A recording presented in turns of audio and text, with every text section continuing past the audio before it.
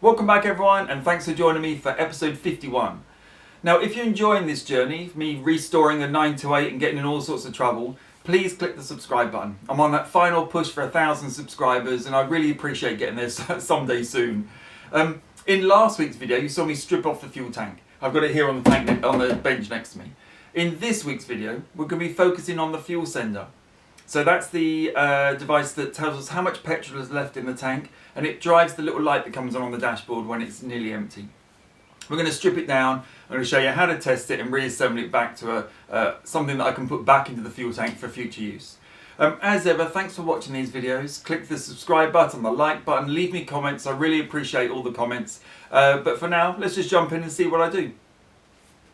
So not content with just having the fuel tank off and all in pieces, I thought I'd take apart the sender unit. So this is the thing that tells us how much fuel is in the tank. I think fuel level sender, perhaps. You know, we can make names up for it.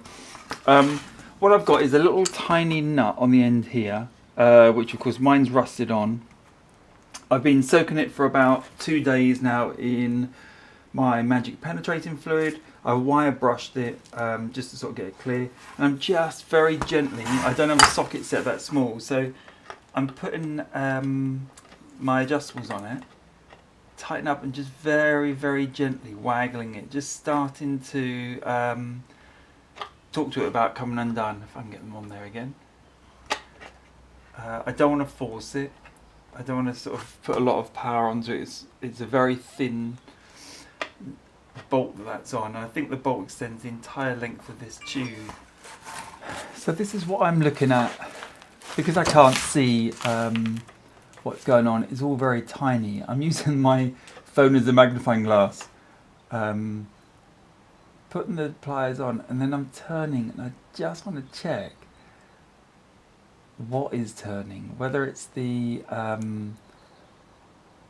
nut on the end or the actual bolt itself, because that would be bad. Try and angle it so we can see. I'm not quite on it, am I? There. Right, I'm on it now. No.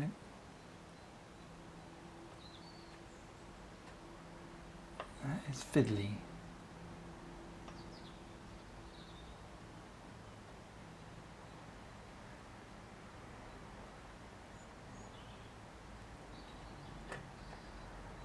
I'm pretty sure it's the nut turning, not the bolt. I'm watching those two little dots on the end of the bolt to see what they're doing. I'm pretty sure they're staying still.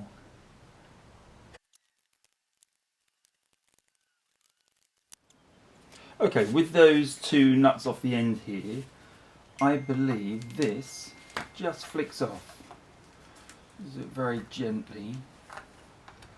I'm not sure, there's actually little clips here and I'm not sure they actually do anything, but I'm just going to be gentle with it. It's just coming away now. My phone pings away happily. Right. There we go. Okay, that's off. Now I'm keeping all the parts in a box to one side so I don't lose them. Ooh, not actually that bad inside. I was expecting to be a lot messier. If I'm right, yeah, look at that. Not bad. For the tutorials videos I've seen, this has been all gunked up with black stuff. That's pretty clean though, isn't it? And that actually moves fairly well up and down. Could this be the thing that is actually not that bad on the car? Is this actually it? Either way, what I'm going to do then, I need to just clean up the sort of the rod that it slides up and down there is a little bit corroded or gunked up. I'll clean up this because the float sort of presses against it. But the actual wires look really clean, and I assume it works kind of like a resistance. The curious thing though, on the other videos I've seen, there's another float, so I need to actually look and just check that everything's complete here. Perhaps that's what's wrong with this. Usually I thought this is at the end and there's a white float going up and down. Either way, we've got it open, so let's clean it up and see where we end up with. I'm going to start pretty gentle with my cleaning process. basically water, hot water, too hot. Should have thought about that. And some brushes. I've got no, yeah, it's quite warm. There's no soap in here at all at the moment. I mean, it's not anything's going to happen if I put soap in. I just haven't put soap in yet. I'm just going to scrub this down with the old toothbrush. I mean, it's very... There's hardly anything on it, to be honest, but it's worth just cleaning it up.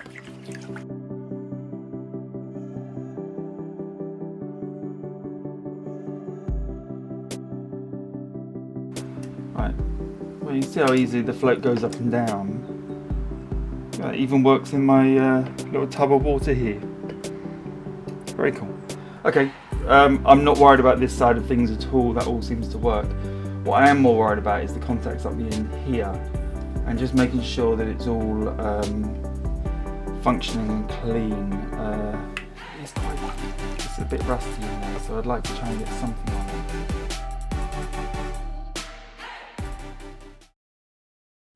Right, I'm really quite happy with that. That's it's really not looking bad at all. The float slides really neatly, really easily. In the water here, it does its job, as you can see. Down this end, all the connections seem okay. There's a little bit of corrosion in there, but I mean, I may just paint a little bit of hammerite around the outside. I don't really want to go touching the inside bits. The edge here needs cleaning up. I'll seal that, kill that off. And I've bought a new seal for the end bit there that arrives tomorrow. So this is, I mean, in terms of bad things on the car, this is not it. This is pretty good. What I'll do is get a voltmeter on it, and we can just connect it up and check that the resistance changes as they go up and down. That'd be quite interesting, so we'll do that next. Right, so testing my fuel sender then. I've got it on, well, it's on this low resistance mode that actually makes a beep when it goes towards 0. So fully down, it's around the 80, 90 mark. I think if I sort of tap it, it goes 87. If we just slide down,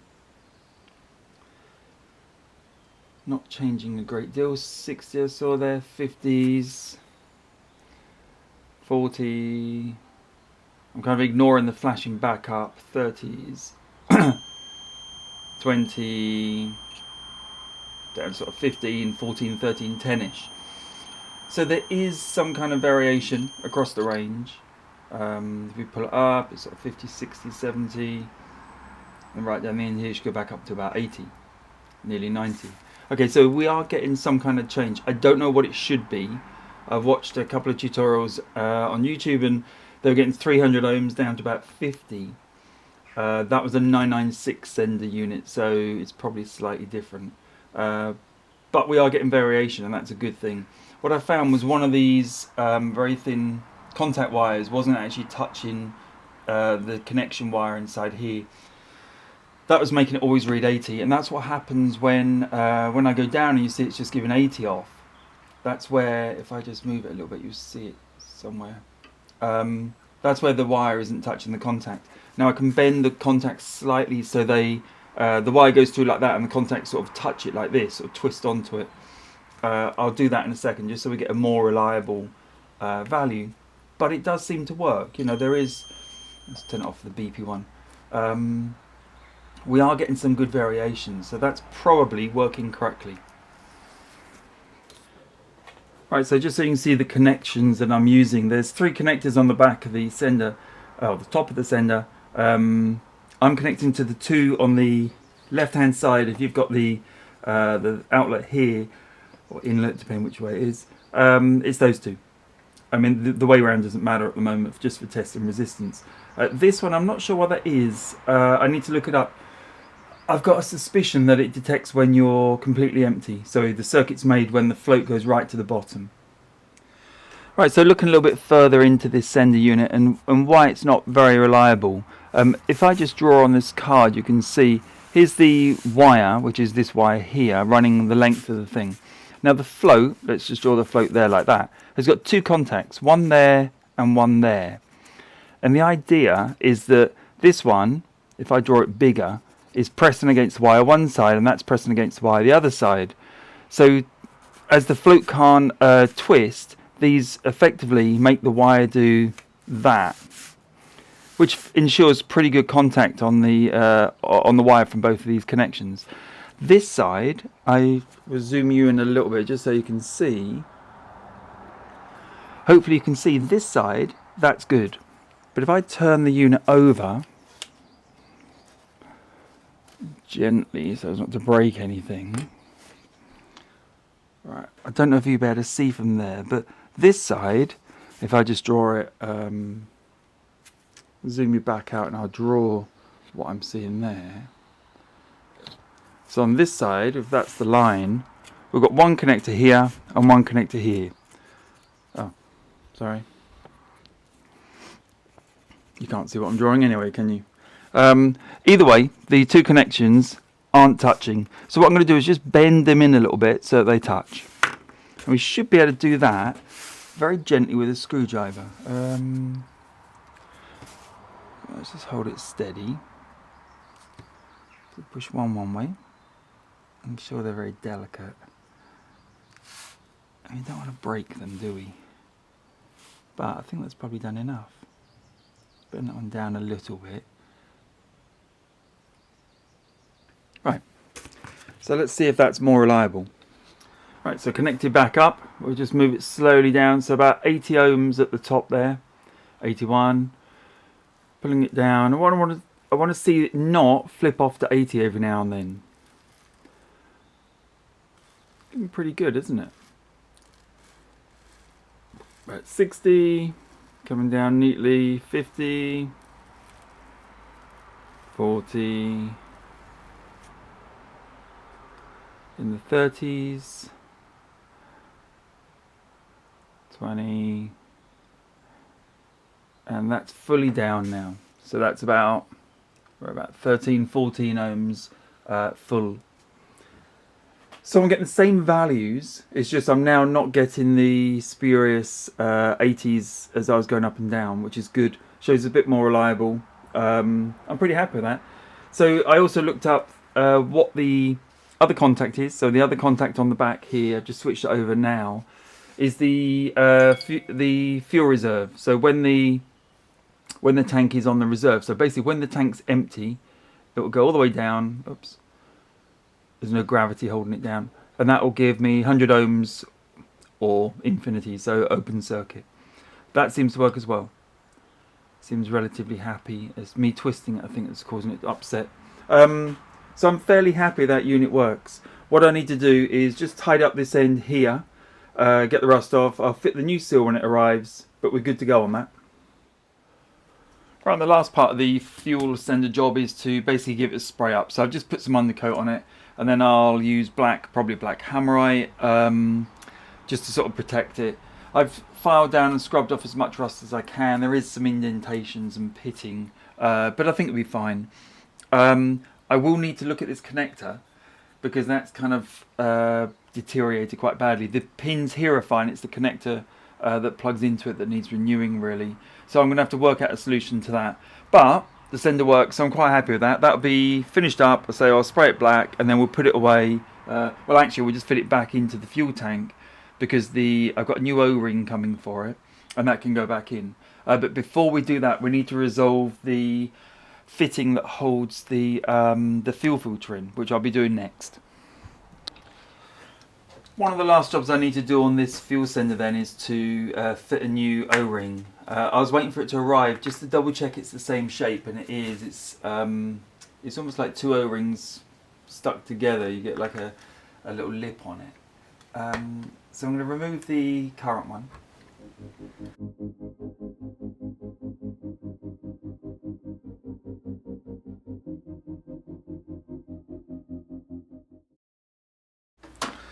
Right, so that's cleaned up. I actually found a slightly better angle to attack it on.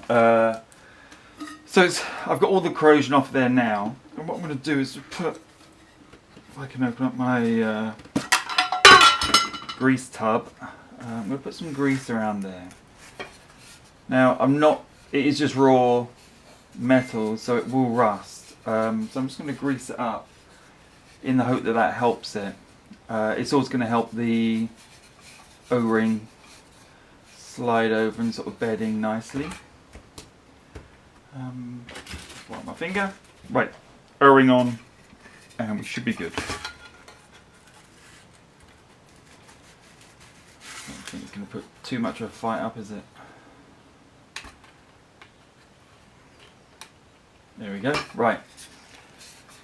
Put a little bit of grease around there as well.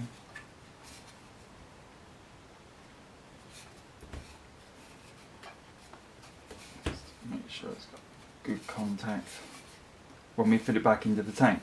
Okay, and I just need to fit the bottom parts on here again, which I took off, put in a jar so I don't lose them, which is what I do with everything. And we're good. That'll be the sender unit done, and that can then be fitted back into the fuel tank. Well, that pretty much wraps up the fuel sender unit. I was really pleased to see that it wasn't that corroded inside, but it's well worth tidy up. We know it's tested, it's secure again. I've killed all the rust on the top there, so I've made up nice, new O-ring, and that's ready to go back in the tank. I'm not going to put it in the tank just yet because I've got a lot of work to do on the tank, including flushing it out, sorting out the fuel filter, and some other bits and bobs on it. But we're getting very close to that. I've been working on that in the background, but you'll see what I've been doing with that next week. So for now, let's wrap up. Thanks as ever for watching. Click the like, subscribe and all those buttons, and I'll see you next time.